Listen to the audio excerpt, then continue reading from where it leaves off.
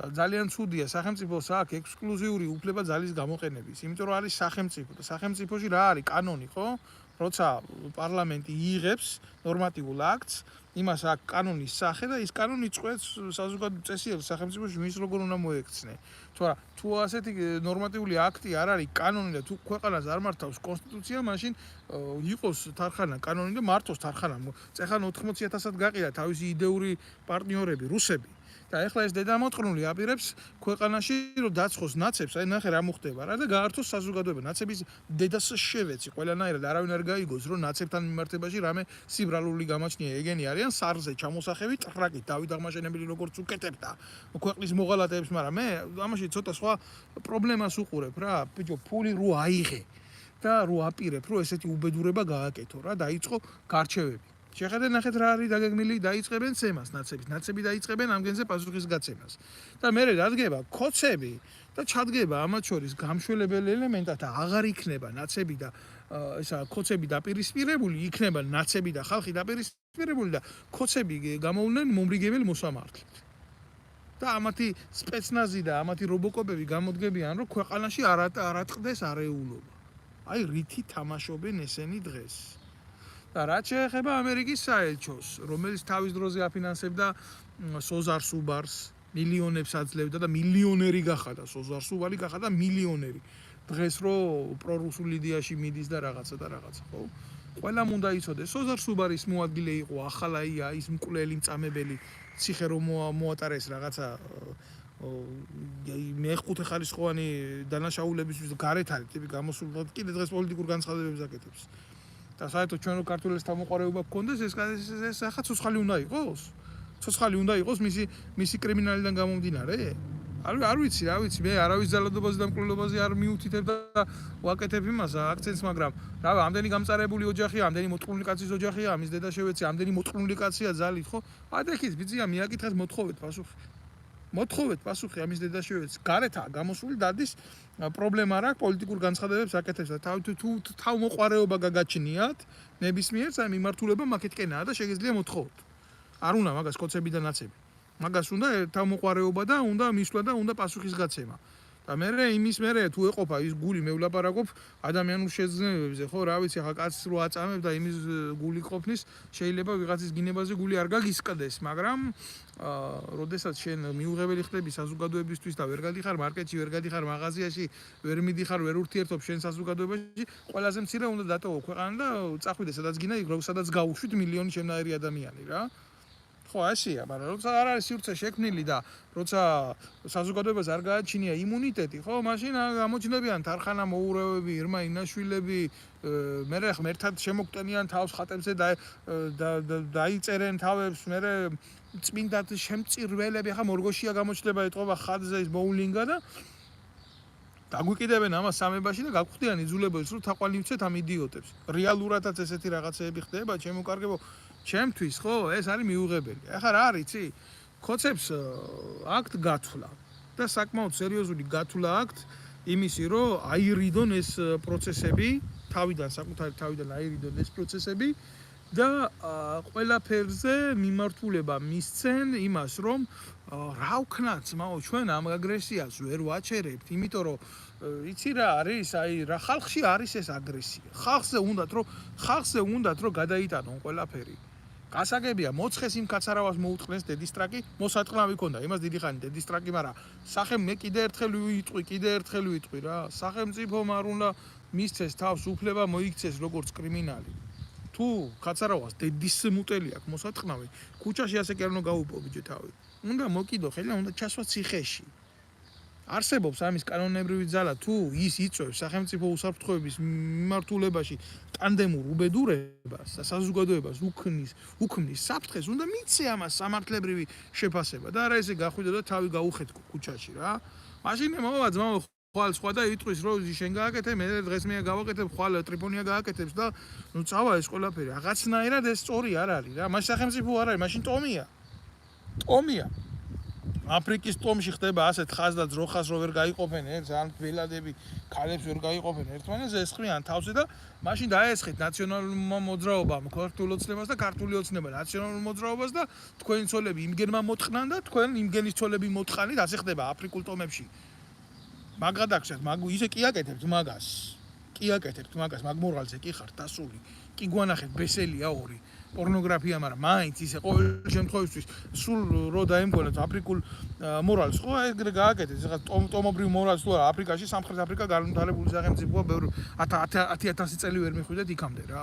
მე დისკრიმინაციულად კი არ ვაკეთებ რაღაცა განცხადებას. უბრალოდ გეუბნებით, შედარებით თანაფარდობას ვახდენ რა. და ეხლა მოიყვანთ იმ თარხანას. და შემოაგდებთ კუკლად. ამუშავებთ ამ ობიექტებს ასე რომ ამოკავენ, იმას რა საბჭოთა მოტოციკლებს რომ ამოკოკავენ და ხან იქოკება და ხან ვერ იქოკება და ამოკოკავს ობიექტი, დაჯდებიან ეს ძმარიანი სახის ტიპები და დაიწყებენ იმას, რა ქვია, ბოდვას რაღაცას. ვინ უზის იმ ობიექტებზე წარმოდგენა გააქვთ, ვინ ზის იმ ობიექტებზე? იმ ობიექტებზე ზის ხო პატრიოტებად ასაღებენ თავს და ხო კონსერვატორებად და ხო არა. იმ ობიექტივზე ზის მეტრაკე მონდო მძინარაშვილი, აი ჩვეულებრივ გადაართეთ ბიჭო. ჩაართეთ ხო გაქვთ ეგ ინფორმაცია. კაც მოусმინეთ. დააკვირდით მე ვიღაცის ხმის ტემპრზე კი არ ვლაპარაკობ, რომ პრობლემა არის და რაღაცა. არა. გულახდილად გეტყვით, ჩვეულებრივ მოусმინეთ წუთ ნახევარი რა. ჩვეულებრივ ამ სვედანს. ამ სვედანს მოусმინეთ ამ საბჭოთა კავშირიდან წამოსულ კგბ-ში და ვერ ტრაკზე და ვერ მოვკებულ როჟას მოусმინეთ და მერე გადართეთ და მოусმინეთ ილია ჩაჩიბაიას. მეორე ლამაჯუნა მეტლაკეს. ხო. ორივე არის ჩვეულებრივი ერთმანეთის საყვარელი მეტრაკე პროჭები. და ესენი ზიან ობიექტივის საინფორმაციო თუ რა ქვია, რაღაც ხო დაარქვეს ის სამეთვალყურეო საბჭოში და ეგენი განსაზღვრავენ ობიექტივის პოლიტიკას. ანუ ამათი პოლიტიკა არის მეტრაკეული პოლიტიკა რა. ვის უნდათ რომ დასვამენ ეთერში და ვის არ უნდათ რომ დასვამენ. და ეს ილია ჩაჩიბაია არის იმ მეტრაკე ვლადიმერ ჩაჩიბაიას ნათესავი, ეს დედამოწყნული, რომელიც 2008 წლის ომის დროს სააკაშვილისგან ღებულობდა ერთლარად მიწებს კოჯორ ტაბახმელაში. და ეს ის დედამოწყნული ვლადიმერ ჩაჩიბაია, რომელიც ჯერ პარლამენტში შეიყვანეს წაგებული ქვეყნის, რამდენჯერ წაგებული ოკუპირებული ქვეყნის ომებში დამარცხებული საქართველოს პირობებში, რომ წოდება აღარ დატოვა, ეგეთ გენერალ ლეიტენანტი რო გახდა. იმის იქეთ საქართველოს წოდება აღარ არსებობს, სიმუსია მე მგონი უფროზები. ხო, ასეთი ჩაჩიბაიას ნათესავია და მე პარლამენტში ვითომ რომ პროამერიკულისკენ გაიწია და ირაკლი ღარიბაშვილის მოადგილეთ რომ გადმოიყვანეს, გამოაგდეს პარლამენტიდან. და დღეს კიდე კოცებს რო ასე დილკა გადაწეული აქვს ეს ტრაკი, კოცების ტრაკი და შიგნით იმყოფება. აი იმ ჩაჩიბაიას ნათესავია ეს ბონდო მძინარაშვილის საყვარელი ვიღაცა ილია ჩაჩიბაია, ამის დედა შევეცი მე რა. ზუსტად ვიცი ესენი ვინ არიან, რა არიან, რას წარმოადგენენ. და რა იდეით მუშაობ ამათთვის იდეა აპატიეთ რა იდეა საერთოდ რომ შეურაცხყოფ ამ სახელს. იდეას კი არ შეურაცხყოფ. ზოგადად ამათთვის იდეა არის უიდეობა, ამათთვის მთავარი ამოსავალი წერტილი არის ფული, სიღორე და ძალაუფლებასთან თამაში. აი ეს არის რეალური. შეხედეთ ბიჭო, ვიღაცა ინჯია, რომელიც შევარდნაძის დროიდან პუტჩისტი დედამოწყნული ჯერ ერთი ის კგბ-ს ვირთხაა ეს ოფიციალური ის თარხანმოურავი. თარხანმოურავის დებილი დედამოწყან როგორ შეიძლება ამას რო შეხედაო კაცი, ამა ეს მიიღო წესიერად და ნორმალურად რა. და ადამიანად როგორ შეიძლება ჩათვალო. როგორ შეიძლება ხიდაშელთანაც კი მოახერხეს გარიგება. თავდაცვის მინისტრთან მაშინ, აი, ვითომ რო ყველას ეგონა რომ ამათ გააჩნდათ რაღაცა პოზიცია, თინა ხიდაშელის ნიფხავშიც კი ცხოვრობდნენ. ოღონდ ყველაფერი დალაგებული იყო ამათ პოლიტიკურ ინტერესებში. მე კიდევ ერთხელ ვიმეორებ ამას და კიდევ ერთხელ ვამბობ, რომ ნებისმიერი პასუხისმგებლობა სახელმწიფო არეულობაზე დაეკისრება თარხანამოურავს კი არა, დაეკისრება კოცებს. კოცებს დაეკისრება, იმიტომ რომ ნაციონალურ მოძრაობას ჩამარხული აქვს მიწაში იარაღი, რომელიც მოყპარა ჩვენ ჯარისკაცებს, ოფიცრებს, სერჟანტებს 2008 წლის ომის დროს იარაღი მოიპარა. რუსები ხო დედას უტყნავდნენ ყოველ სიტუაციას და გვიხოცავდნენ. ამათი ვითომ გულავარო სარდლობდა ომში.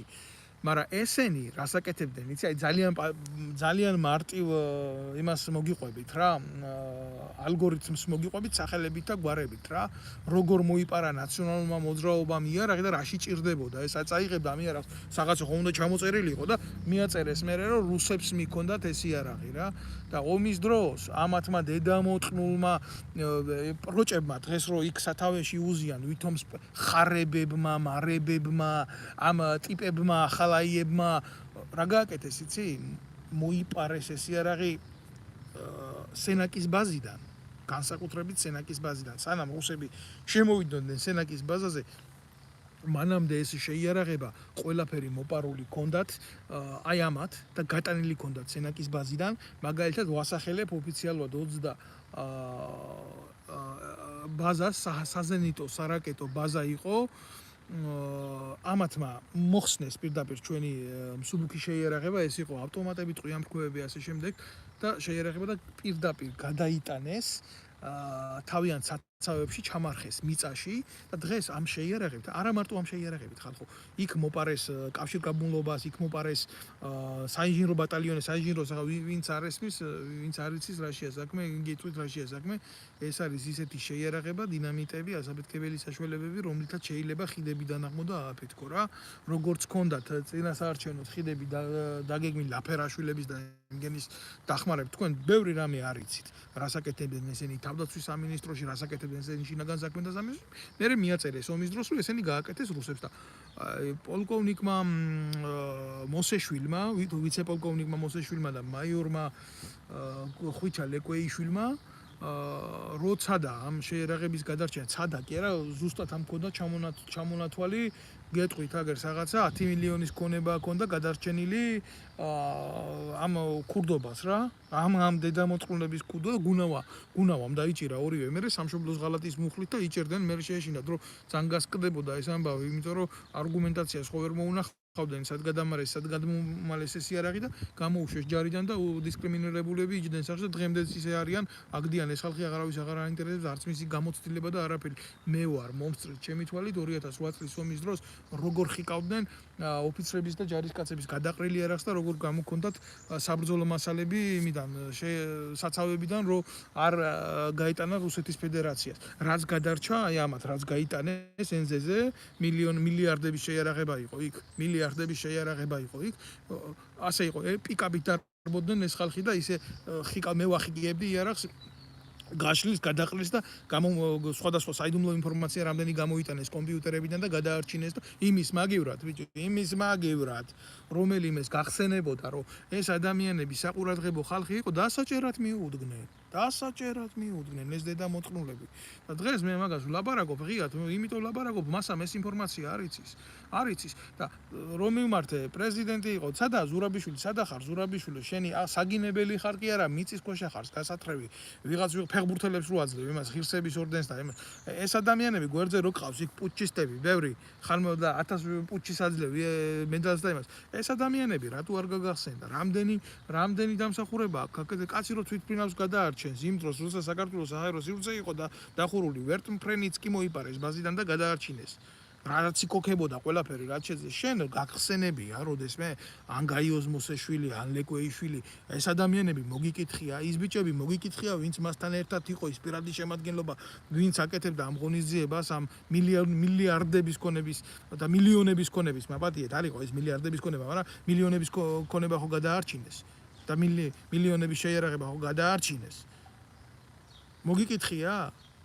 არა, შენ სხვა რაღაცეებით ხარ დაინტერესებული და შენ კიდე ცალკე პასუხი გექნება მაგ ამბებში, მაგრამ შენ ხარ ზუსტად თანამონაწილე ამ უბედურების, რაც მიმდინარეობს დღეს ქვეყანაში და დაგეგმილია ზუსტად ესეთი რაღაცა, როდესაც დაიწყება ეს არეულობა საქართველოში და ეს აუცილებლად დაიწყება რა, ერთმანეთის თანასწორობა და ხოცები ჩადგებიან იქ შუამავლებად. პროცესი მივა ეგრეთ წოდებულ არჩევნებამდე ჩატარდება არჩევნები. ამ არჩევნებს, რა თქმა უნდა, სრული გაყალბებით, ამ არჩევნებს არ ცნობს არც ერთი დემოკრატიული სახელმწიფო, არც ევროპა, არც ამერიკა. ესენი ელოდებიან უბრალოდ ამ არჩევნების პროცესს. როდესაც ეს პროცესი დასრულდება, ხოცებს აქვთ ეგრეთ წოდებული იმედი იმისი, რომ პოლიცია იქნება მის მხარეს და პოლიცია იქნება მის მხარეს, იმიტომ პოლიციური სახელმწიფოა და აკონტროლებენ პოლიციას რა ამ იდიოტების მეშვეობით.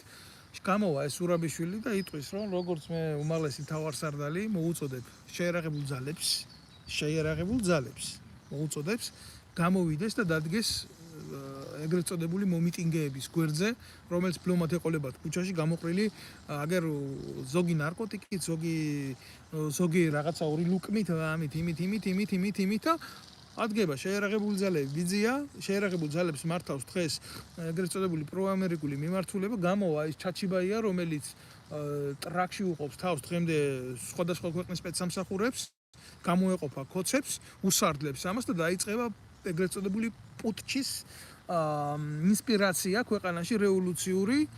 შეხედეთ რა მოხდება, ვერც ერთი საპოლიციო ძალა ვერ ასდროს ხალხო, ვერ ასოდეს, ვერ გაუწევს კონკურენციას ძალის მიხედვით შეიარაღებულ ძალებს. გულახდილად გეუბნებით ამას რა. 1 ბატალიონი, 2 ბატალიონი სავსებით საკმარისია დამთავრდეს ქოცებში ყველანაირი ძალაუფლების დაკავება ხელში. აი ეს არის გათვლილი, ეს არის მიზანმიმართულად აღებული და ამ ყველაფერს ვერ გააჩერებს დღეს ვერავინ, იმიტომ ქოცებს არა აქვთ კონტროლი შეიარაღებულ ძალებზე. ქოცები აი ეს ჩიქოვანი დღეს ვინც არის? ეს არის ალასანისტური ძალა. ალასანია იყო ამერიკელების გაბოზებული საბჭოთა კავშირის დარწევიდან ამოთხრეული ტიპი, რომელიც მე გათალეს რა ამერიკელებმა. ეს ჯგუფი მისი ბატიაშვილი, რომელიც უშიშროებაში არის, ალასანიასთან წამოსული როჟა არის, ის რო აცხადებს, რომ ჩვენო ქვეყნის მტრები ვიცითო, მაგრამ არ ვიჭერთო. ეს მისი განცხადებაა ოფიციალური, რო იცოდე. ანალოგიური ვინზის ალასანიას კადრებიზის თავდაცვის სამინისტროში, ხო?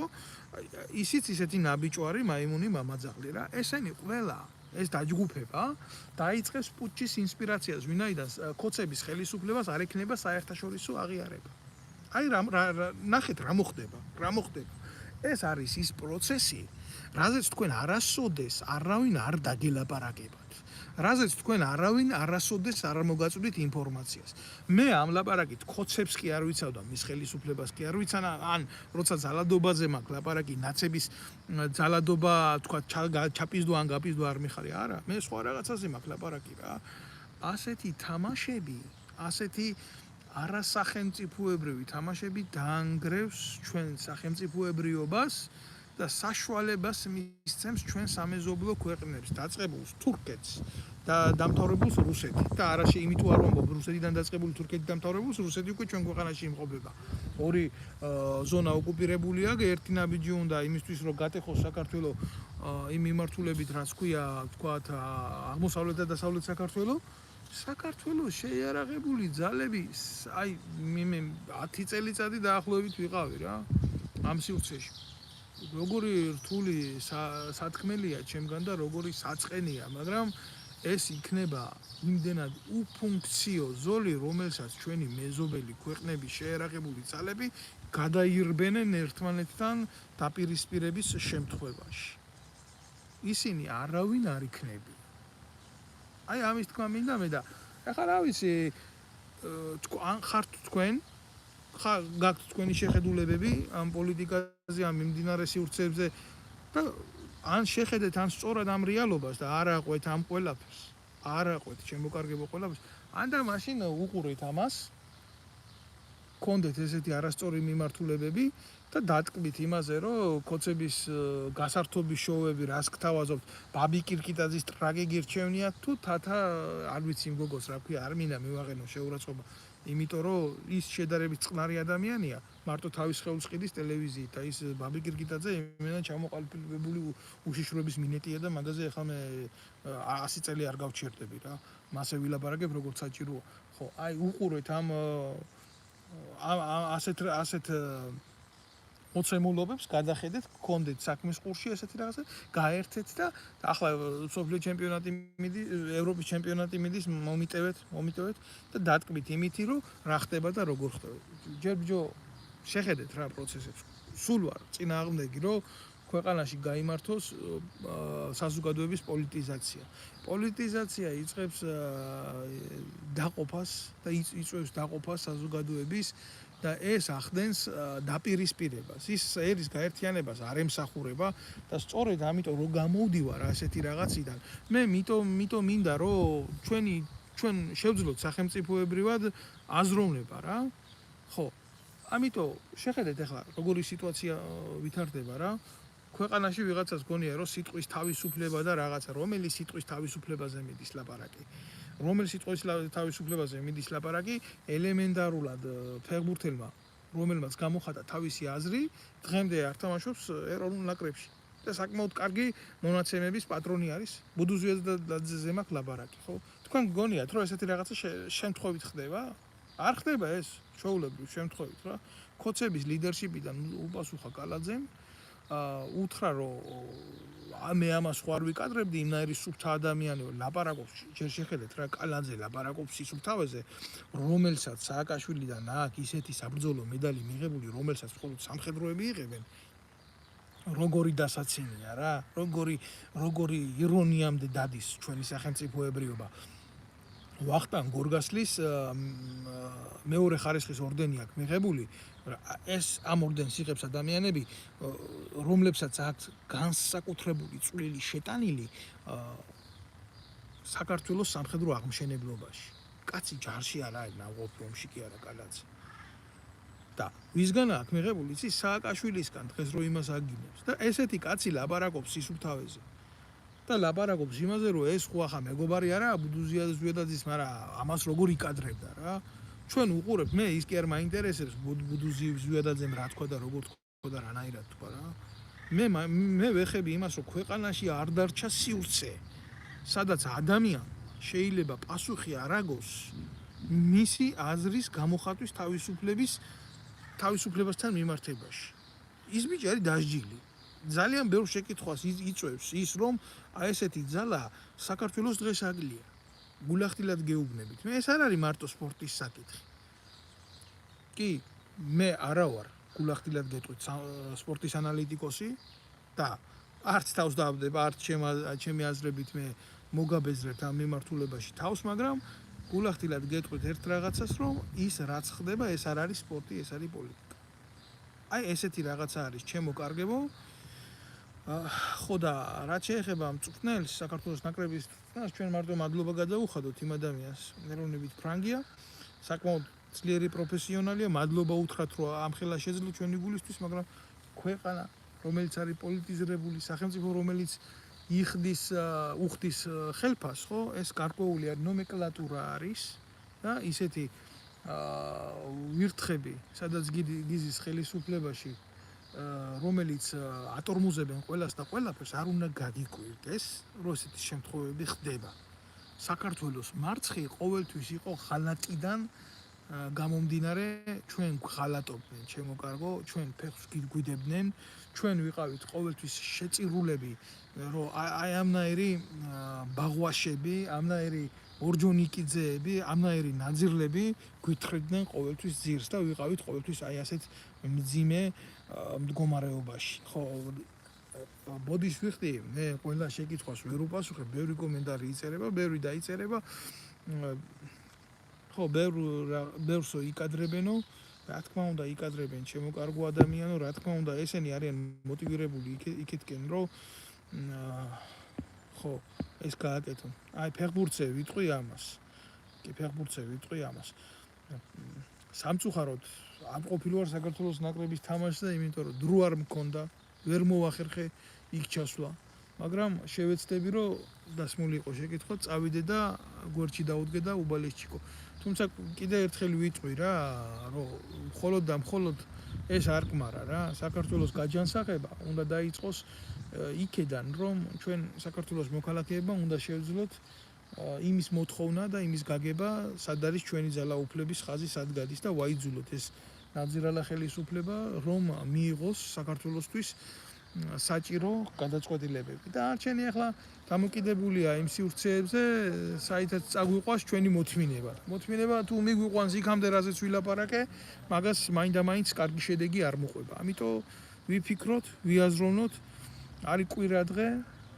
ინფორმაციას გავრცელება უნდა, ამიტომ აქ მე ყველასთან თხოვნა, ვინც შეხედავს ახლა, ვინც უყურებს ამ ვიდეოებს, გამოწერეთ ეს არხი, იყავით ჩემთან კონტაქტში და გააზიარეთ ეს ვიდეო ბლოგი, აყურებიეთ სხვებსაც, უყურეთ თქვენც, გაუგზავნეთ თქვენს მეგობრებს და უთხარით, რა შეიძლება მოხდეს ჩვენს ქვეყანაში, რა შეიძლება ველოდოთ ჩვენ უახლოეს პოლიტიკურ მოცემულობაში და გქონდეს რეალობის განცდა. ნუ დავალთ ქართული ოცნების და ნაციონალური მოძრაობის იდეაზე.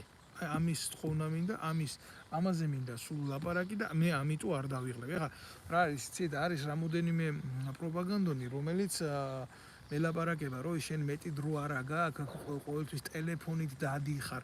ბიჭო, შეკაიდე ძმამიშვილო რა, მე რა დრო მაქვს და რა დრო არა მაქვს. ამას რო ითვლი, ის დათვალე შენ ქვეყანაში პენსია რამდენია, რამდენი ბავშვი შიმშილობს, რამდენი უპატრონო მოხუცია, რამდენია სავალდებულო სამყოფი თანხა რო ოჯახს ეყოს. ხელისუფლებას დაუთვალე ნაბიჯი. თორე თუ შენ ჩემთან პრეტენზია გაქვს სამოქალაქო წესით, ხო? მაშინ დამიდევი ხელი. რა მოგპარე?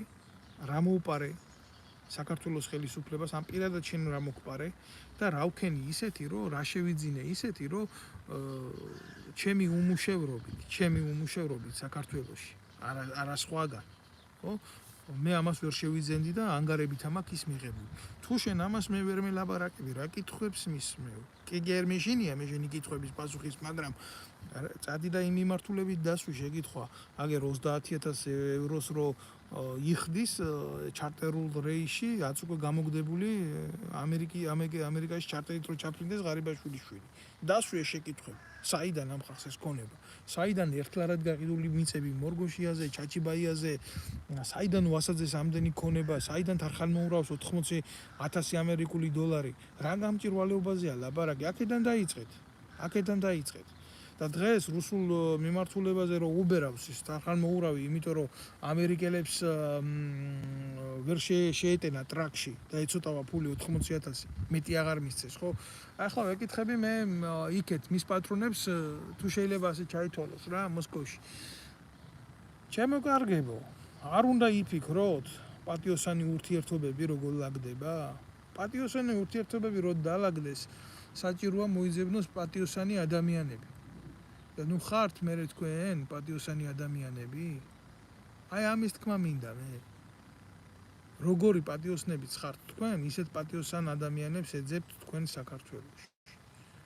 და ელემენტარულს ვიტყვი რა, მართლა გულახდილად გეტყვით ამას, რომ მე ვარ მომხრე იმისი, რომ საქართველოში რუსულ-ქართული ურთიერთობები იმ დონეზე დაალაგდეს, რომ ჩვენ შევძლოთ ყველანაირი ცეცხლის გარეშე ჩვენი ურთიერთობების გარკვევა, მაგრამ როდესაც თარხანმოურავს ეძებ პოლიტიკაში, როდესაც ირმა ინაშვილს ეძებ პოლიტიკაში, როდესაც ათას ნაძირალას ეძებ პოლიტიკაში, როდესაც ეჭიდები რაღაცა მანკიერობებს, ხო? რომელიც შენს ყიდის, იდეასაც ყიდის და სიმშვიდის ანატომიასაც ყიდის, ხო? ვერ მიიღებს შენ ჯანსაღგარემოს თუნდაც აი იმ ჩანაფიქრის მიხედვით რაც გადაჩნია რა, როდესაც ესეც ხალხთან ურთიერთო.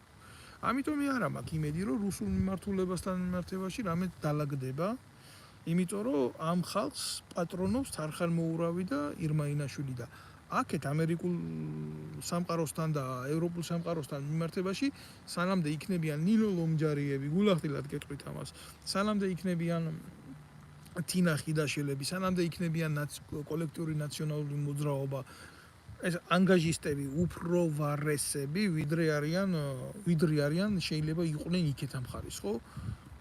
აქეთ მიმართულება გვექნება არა გამჭირვალე და საზიზღარი, იმიტომ რომ ეს ხალხი გუშინ და გუშინწინ ქართული ოცნების სათავეებში იჯდნენ, ხო?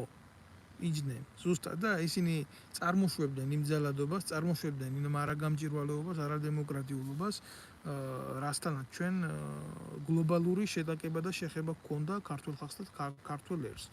ამიტომ თვალთმაქცობა, გაუმჭირვალობა, ორგულობა და არაპატრიოტიზმი იწვევს საბოლოო ჯამში აი ესეთი უბედურების მიღებას. თუ შეიძლება აგერ უპასუხებ რა. По-русски говорится, дорогой Артур, вот я сейчас говорю по-русски, но у меня желания нету, потому что этот лайв и эта передача проходит в качестве грузинского языка. И я не хочу, чтобы все это объяснил на другом языке. Если вы хотите, чтобы понять суть этой передачи, вы должны это все переводить. А то я по-немецки тоже говорю, по-французски тоже говорю. Но у меня желания нету, чтобы вести в эфир на этих языках. Пожалуйста, найдите способы, чтобы понять о том, о чем я говорю, если вам это интересно. ხო, ამიტომ ჩემო კარგებო, ვინც მე ანალიტიკას უყურებ, გამიგე? ანალიტიკას უყურებ, ჩემ ბლოგებს თარგმნიან სოფლიოს რამოდენიმე ენაზე, მათ შორის რუსულადაც, მათ შორის ინგლისურადაც, უყურებენ ამერიკიდანაც, უყურებენ ინგლისიდანაც, უყურებენ რუსეთიდანაც რა. ხო და მინდა გითხრათ, საბოლოო ჯამში რა, მე ვარ მშვიდობის მომხრე. საქართველოს გეოპოლიტიკური მდგომარეობა მოიცავს ისეთ ზონას, ჩვენი ზღვა ძირითადად, რომელიც ინტერესის სფერო არის. ხო, თავისთავად უნდათ თუ არ უნდათ, ჩვენ ერთთან აქვთ გარკვეული კონტაქტები მსოფლიოს გეოპოლიტიკურ გიგანტებს. ჩვენ არ უნდა გავხდეთ დაპირისპირების ზონა. ჩვენი ტერიტორია არ უნდა გახდეს სივრცე, რომელიც შეიძლება ამ დიდი ქვეყნის ჯარებმა ესე გაიარონ. და ამისთვის სწორი პოლიტიკის წარმოება საჭირო. ამისთვის არის სწორი ნეიტრალური და სახელმწიფოებრივი პოლიტიკის წარმოება, რომელიც ჩვენ მიგვიყვანს იმ დონეზე, რომ მოგცემს შესაძლებლობას, ჩვენ საზოგადოებას შესაძლებლობას ჩვენ ტერიტორიაზე გავატაროთ ჩვენი ინტერესი. და არა როგორც დღეს ახლა კოცებს დაჭირდათ და ლაპარაკობენ იმიტომ, რომ ჭირდებათ მაგაზე ლაპარაკი, რომ ილაპარაკო ეროვნულები არიან და სახელმწიფოებრივი პოლიტიკა საჭირო. როგორ შეიძლება სახელმწიფო პოლიტიკაზე იყოს მათი მხრიდან საუბარი საჭირო, როდესაც თვითონ მთელი ამ ხნის მანძილზე არა სახელმწიფოებრივად დადიან. ესენი არიან ჩვეულებრივი ტირანები არიან. ჩვეულებრივი ადამიანები არიან, რომლებსაც არ გააჩნიათ იდენტობა. ხელისუფლებაში პრემიერ-მინისტრად ყავს კაცი, რომელიც აცხადებს, რომ მას არ აქვს არ იცის რა არის ეროვნული ცნობიერება და საშიშად მიაჩნია. ფეხბურთელებს როცა ეხება საქმე, ყველაზე ძლიერი ფეხბურთელია, სამხედროებს როცა ეხება საქმე, არ შეიძლება ყველგან ყველაფერში კი იყო. და არა და ეს ყველაფერი არიან ჩვეულებრივი პუჩისტები, არიან საზიზღრები, არიან ქვეყნის გადამტრიალებლები და არიან მარაზმატები. აი ამაზე მოხდა ლაპარაკი. რავი, მე ყოველთვის მოხარული ვიქნები თუ ჩემ ვიდეო ლაივებს გაავრცელებთ, მიაწოდებთ საზოგადოების ფართო მასებს და ექნებათ სრული ინფორმაცია. მე ამის საშუალება ამ ეტაპზე გულახდილად გითხრათ, რომ დავაფინანსო ჩემი ვიდეო ლაივები და გავაკეთო იმას, რასაც აკეთებს სახელმწიფო უშიშროება. ეს არის გამოვლენილი იმითი, რომ აი 1000 ტიპები ყავს რა. პროპაგანდის მიხედვით, რასაც უნდა ჩაძახებენ და მე მისცემენ თანხას და რეკლამაციას აკეთებენ. მე ასე ვერ მოვიქცევი, ვერ გავაკეთებ. ჩემი მიზანი არის ის, რომ ჩემი ორგანული გავრცელების ფარგლებში მივაწოდო საზოგადოებას სწორი ინფორმაცია. ახლა აგერ გერმანელები მწერენ რა. რა გიყოთ, ჩემო კარგო, რა გიყოთ, აგერ დაუკავშირდით კობახიძეს და თქვენთან განათლება ბჭყალებში მიღებული და ელაპარაკეთ და ხელისუფლებაში მაგიყავთ და რატო გადარდებთ იმას ასე, რომ მე რასაც ვლაპარაკობ და რავი, ბევრს ადარდებს, იმიტომ რომ რეალურად რასაც ვლაპარაკობ, ეს გამოხატავს საზოგადოების აზრს და ყველა ქვეყანას თავისი ინტერესი, რა თქმა უნდა, აკვირდებიან ამ ყველაფერს. თუ არეულობა მოხდება და ხელისუფლება ვერ გაუძლებს, როგორ უნდა მოიქცეს ქართველი ხალხი რომელსაც უნდა ქვეყანაში მშვიდობა. ძალიან კარგი შეკითხვაა, ჩემო კარგო ადამიანო. ბატონო ვეფხვია, როგორ უნდა მოიქცეს ქართველი ხალხი და ქართველი ხალხმა უნდა დაასწროს ყველას გამოსვლა ქუჩაში და სოციალურ მოტივებზე თვითონ გააკეთოს კონტრრევოლუცია. აი თუ ეს არ მოხდება, არც ერთი პოლიტიკოსი, არც ერთი ეგრეთ წოდებული მათთან აფილირებული პოეტი, მწერალი, მკითხველი, ტრაკის მლოკველი, ესენი რო ყავთ სექსზე რო ლაპარაკობენ და ორგაზმებზე რო ლაპარაკობენ, ესეთი ტიპები არ უნდა მიუშვათ ტრიბუნასთან. თქვენ უნდა მართოთ პროცესები. ერთმანეთის გვერდში დადგომა უნდა ისწავლოთ და აი ამ კუთხით შეძლებს პრევენციას მშვიდობის. და არა ისეთ რაღაცნაირად და არა ისეთი მიმართულებით თქვენ რო გონიათ და თქვენ რო წარმოგიდგენიათ რა. ხო, ამიტომ მშვიდობა შენ არ ჩუნდება ასე და ხა ფსევდო მშვიდობას რა გულახდილად გეტყვით. აი ესეთ მშვიდობას ეგენი რო გიძახიან კოცები, აუ მე რა დედას გიტყნავთ, მაგრამ ომი ხო არ არის. ხო?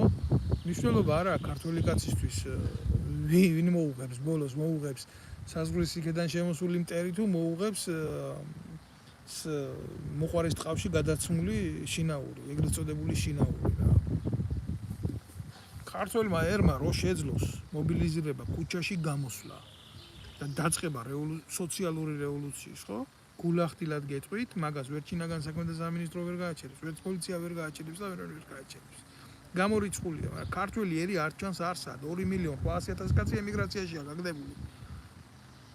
და ტრაგის აწევა და საკუთარი ინტერესების დაცვა არავის არ უნდა.